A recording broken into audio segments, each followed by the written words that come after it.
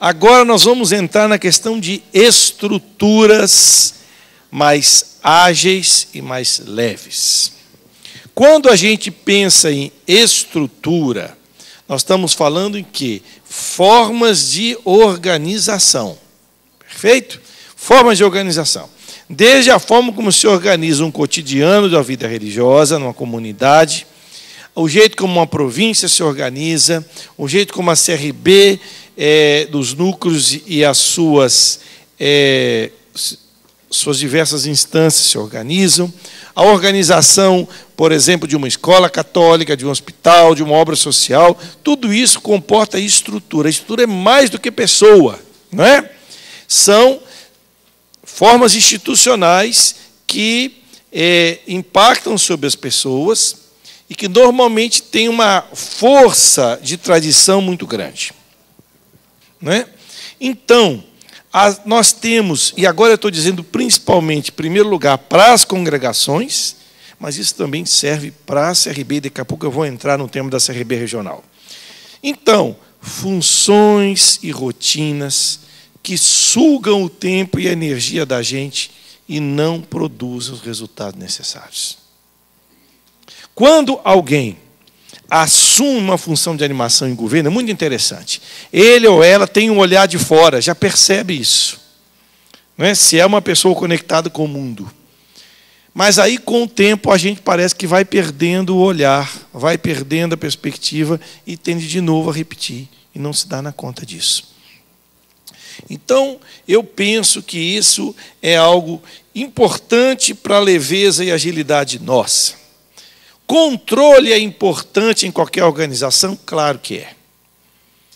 Controle das pessoas, controle dos processos. Agora, há controles que são necessários e há controles que não são necessários. Né? À medida que as pessoas vão ficando mais maduras, elas não precisam mais de certo tipo de controle. Né? Outra coisa de controle, e aqui eu quero dizer uma coisa. Tem controle estrito e tem controle amplo. Isso é uma das questões de gestão que eu descobri à medida que fui atuando. É o seguinte: toda vez que a gente começa um processo novo, ou tem pessoas novas, é natural que o controle tem que ser mais estrito. Entendeu? Chegou um postulante, tem que explicar as coisas mesmo, desde noções de higiene, até como é que tem que limpar a casa, não é verdade? Comportamento, como entabular uma discussão, tem que ser assim. Controle mais estrito. À medida que a pessoa vai crescendo e vai avançando na vida religiosa, o que você tem que fazer? Tem que diminuir o controle estrito, para a pessoa ser mais ela mesma, ser mais responsável. A mesma coisa acontece com processos. Você vai ser um diretor de uma obra social. Chegou lá, no começo, tem que ter os processos na mão. Econômico, financeiro, parcerias, né? Os educadores. Então, tem que acompanhar mais de perto. À medida que os processos vão acontecendo, quem toma a iniciativa vai se distanciando, não é verdade? E vai criando controle em cima de quê? De metas e resultados. Então, vamos estabelecer o seguinte: o que a gente quer alcançar de resultado? Isso, isso, isso. Então, minha filha, se vira, não é? E porque é esse o resultado que a gente quer alcançar. Então, isso é muito importante, gente, para o interior da vida religiosa e também para os processos que a gente conduz. A tendência de algumas congregações é manter as pessoas em estado infantil e nesse estado de controle estrito. Isso não ajuda as pessoas a amadurecer, não é verdade? E quando as pessoas têm oportunidade de escapar, escapam. Por quê? Porque não são donas da sua história, não são protagonistas. Depois, estrutura ágil exige, para congregações mais complexas, um certo grau de profissionalização. Seja dos religiosos e religiosas que estão à frente dos processos, seja dos leigos que trabalham conosco. Agora, isso não vale para qualquer tipo de província. Porque, por exemplo, tem algumas províncias religiosas que praticamente não têm obras. Né?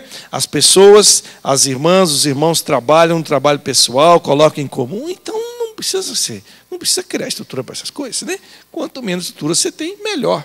Agora, à medida que você tem províncias, congregações, que têm obras complexas, hospital, escola, obra social, não tem jeito. Tem que ter uma maior, eu diria, forma de conduzir contemporânea.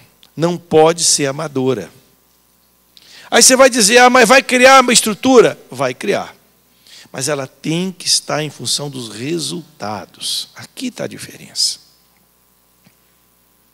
Quer dizer, você criou esse processo ou a estrutura, ela trouxe retorno positivo, é um bom sinal. Tornou as coisas ágeis. Não tornou, então a gente colocou peso a mais do que não precisava.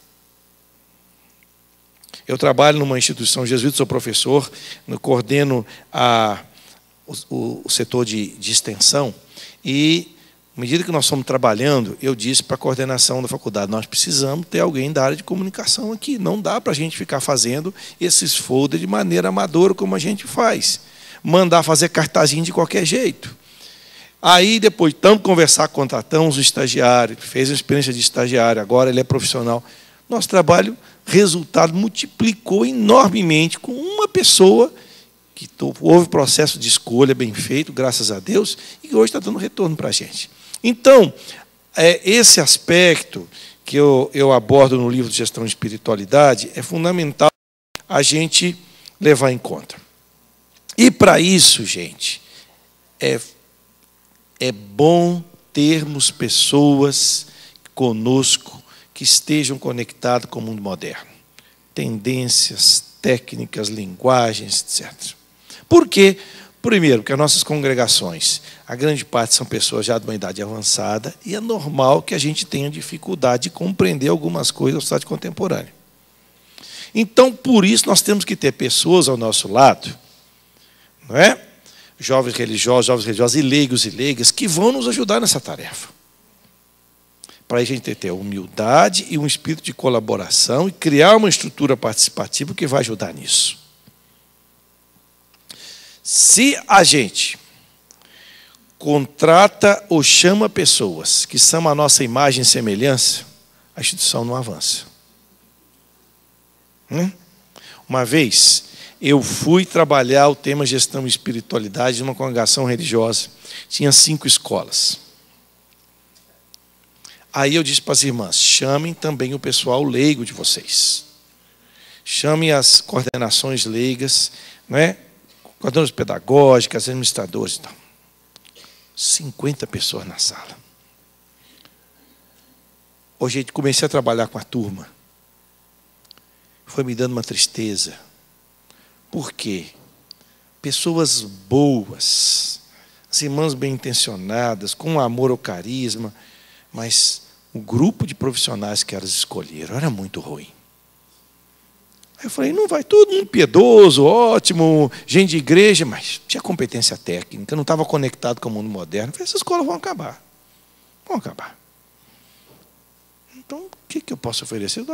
Alguma iluminação, mas a gente vê até pelos exemplos, pela forma como as pessoas reagem àquilo que a gente conversa, horizonte muito fechado. Então, esse olhar, essa perspectiva de termos pessoas que pensam diferente com a gente, que têm um saber diferente do nosso para contribuir com a gente, é fundamental. Agora, é claro, você vai dizer, olha, tem questões do carisma que são vitais, isso para nós são fundamentais, eu não vou entrar em qualquer coisa, tem critérios que são... Isso a gente que tem que dar. Né? Isso é a orientação que nós temos que dar. Não pode ser como aquela historinha que o Antônio de Melo cita, que em certo momento ele vê um cavaleiro correndo, um cavalo disparado, e ele pergunta para o cavaleiro, para onde você vai? Ele responde, não sei, pergunta para o meu cavalo. Não é? Então, tem algumas congregações que estão desse jeito, né? Então, estão indo, mas não sabem para onde está levando. Então, essa orientação somos nós que temos que dar. Ainda em estruturas ágeis, nós vamos lembrar o seguinte, uns tempos atrás, um copiloto de um avião estava me falando isso, que as asas desses aviões que a gente usa hoje, né? Hoje o avião no Brasil, graças a Deus, está muito mais popularizado, o preço está muito mais acessível. As asas dobram até 15 graus para cá e para cá. Vocês sabiam disso? É. Porque se ele não faz esse movimento assim, ele arrebenta. Então, as asas daqueles grandes aviões que a gente toma, eles são flexíveis. Eles têm uma flexibilidade de 15 graus para cá e para cá. Olha que coisa interessante.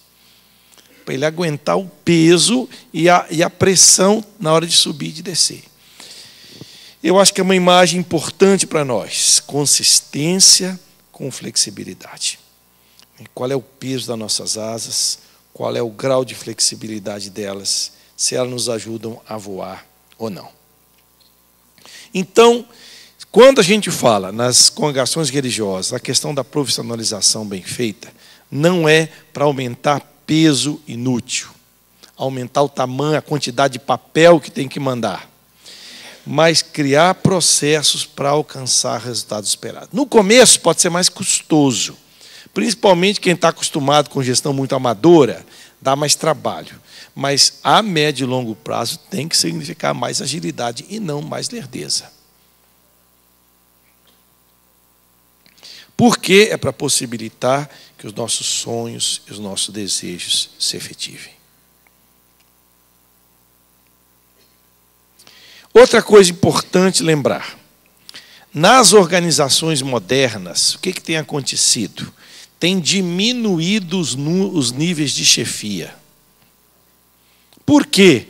Quanto mais chefia a gente tem, mais a informação fica retida e mais tempo demora. Típico disso, instituição pública, né? É uma coisa horrível.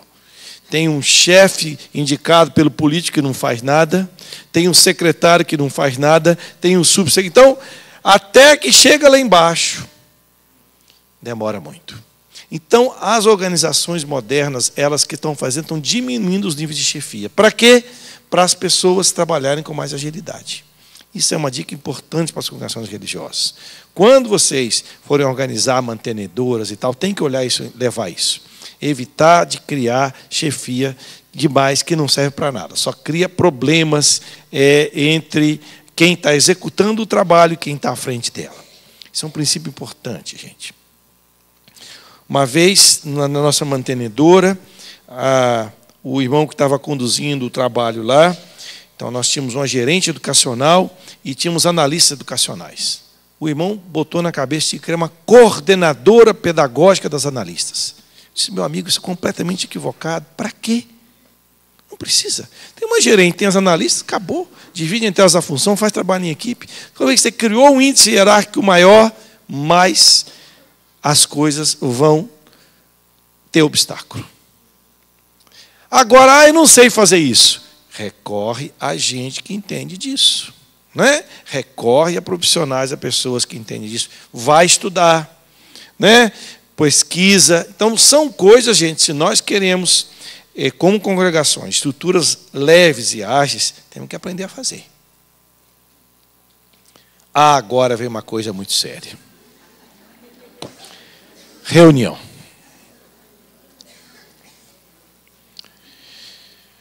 Outro dia, eu tive uma reunião com o Dom Joaquim Moll, que é o bispo auxiliar de Belo Horizonte, uma figura ótima. Eu disse, Moll, eu preciso conversar uma coisa com você. Vamos combinar uma coisa? 1 hora de reunião, nós vamos decidir as coisas. Ele falou, graças a Deus, chega de reunião. Pois é, vamos chegar, a gente já tem um assunto, vamos discutir, colocar as coisas na mesa e já sair com o encaminhamento. Então, nós temos que aprender, gente, a fazer reunião com mais objetividade. Porque coisa que vai criando um peso na gente, essas reuniões intermináveis, que tem hora para começar, mas não tem para terminar. Primeira coisa importante, reunião tem que ter hora para começar e para terminar. Pauta definida. Né? São coisas elementares, mas preparação. Então, a reunião vai estar preparada. Olha, tem tal tema. Peguem, quem coordena a reunião tem que ter clareza isso. Os assuntos são esse e esse. Alguém pode preparar e prepara tal coisa. Discute. Coloca na mesa o que precisa ser colocado. Toma a decisão se o órgão é decisivo ou encaminha para quem vai tomar a decisão. vê quem vai fazer a tarefa e acompanha as decisões. Isso é princípio básico de reunião. E às vezes se falha uma delas, o negócio, né? Por exemplo, tomam sua decisão, mas não se encarrega ninguém para levar a decisão à frente. Dá furada. É decisão de capítulo geral, de capítulo provincial, né? Um monte de decisões boas, mas não diz quem vai fazer. Ou então, não se dá prazo até quando vai se realizar isso. Quando é que a gente vai avaliar? São coisas elementares, gente. E se a gente não faz, o que acontece? Peso inútil. Você reúne, daqui a pouco você volta para uma outra reunião 2 meses depois, para falar a mesma coisa, porque não se avançou nada. Então, limitar o tempo e a quantidade de reuniões e criar formas mais rápidas para tomar decisões. Por exemplo, tem certos assuntos operacionais que você não precisa fazer uma reunião de 5 pessoas para resolver. Se é um assunto que pode ser resolvido, por exemplo, com uma pessoa que é o gestor e a pessoa que vai mexer na parte administrativa, os dois decidem. Acabou, comunique depois com os outros. Quando são decisões mais estratégicas, que precisa do consenso do grupo, a gente submete ao grupo. Outro dia, nos lugares onde eu trabalho, aconteceu isso. Reunimos uma reunião de consulta do conselho diretor. Oh, meu Deus do céu, para decidir se ia colocar câmera de filmagem em que lugar. Eu falei, gente, isso não é assunto meu. É o que eu estou fazendo aqui, gastando 2 horas do meu tempo precioso, ficar discutindo isso. O legislador resolve isso e acabou-se. Então, tem assuntos, não tem que ir para reunião, né? Coisas, hoje tem que usar mais internet. Tomou uma decisão, 2, 3 frases, comunicou a decisão, acabou-se. Conversa por telefone, quer dizer, videoconferência, hoje a gente pode fazer até com um processo de internet, né? 2, 3 pessoas distantes, a gente poder fazer videoconferência, até pela internet, para a gente reduzir o tempo que a gente gasta com isso. Então, eu penso que isso, gente, é algo fundamental. Depois, compreender que nós temos distintas formas de reunião. Ou dentro de uma reunião, a gente pode ter distintas formas. Uma, por exemplo, é a reflexão. É muito importante que um grupo que está conduzindo processos tire uma parte do seu tempo para refletir, para pensar. Não é verdade? Então, a gente sabe que uma reunião de reflexão não tem fruto concreto agora. Mas é para quê? Para ampliar o horizonte. Né? Tem grupo que só se reúne para fazer coisa, nunca reflete. Então, o que acontece? A sua prática fica fraca. Eu me alegro, eu encontro gente no Brasil inteiro, religiosa, que fala, olha, na reunião do conselho a gente pegou o seu texto e refletiu. Na reunião do conselho, que bom, né? Que você tem na prática das equipes de animação em governo espaço para pensar, espaço para refletir. Isso é fundamental. Depois você tem reunião para resolver assunto de rotina. Então, faz parte, reúne, decide. Assunto de rotina. Outra coisa é tomar decisão estratégica. Normalmente, quem começa a assumir funções de animação em governo na vida religiosa, começa com esse olhar. Poxa, nós temos que pensar grandes processos lá na frente, temos que olhar a questão do envelhecimento, mas à medida que o tempo vai passando, a gente se preocupa praticamente em resolver problemas agora. E gasta pouco tempo para pensar a longo prazo. Então, a gente precisa estar atento a isso. Tem rotina para resolver? Tem, mas o nosso tempo não pode ser só para resolver problema. Porque aí vai a energia toda, termina o mandato, né, da provincial e do seu conselho, e as questões que estão lá na frente ficaram adormecidas. Isso se chama proatividade, entendeu? A gente não pode ser só reativo. Reativo cria um peso terrível, porque você corre atrás do prejuízo. Isso é ser reativo. Proativo, você já imagina a projeção e diz, vamos tomar atitudes pensando para daqui a 5 anos, 10 anos. Também é normal que você tenha reuniões para resolver problemas ligados a pessoas. Isso em conselho provincial é comum, não é? Então, é comunidades, gente, e às vezes você gasta um tempão danado com isso, né? Não é verdade? Então, é comum isso acontecer, ligados a pessoas, e também é espaço para a gente rezar, né? Se reúne para rezar, para celebrar, para agradecer a Deus, e convivência. Aí é uma reunião em torno da mesa, pode ser em torno da mesa para a gente comer, tomar um chimarrão, não é verdade? Comer uma coisinha gostosa, conversar.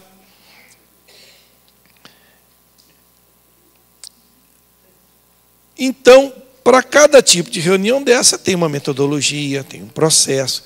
Mas vocês estão vendo que isso tem a ver com leveza e agilidade, gente? Porque na hora de executar, de realizar, se a gente faz bem feito, a gente tem energia e vontade. Se a gente faz mal feito, gasta a energia toda no caminho. É que nem você querer andar com um carro com o freio de mão puxado. Né? Faz uma barulheira danada, dá aquele cheiro horrível e o carro não sai do lugar.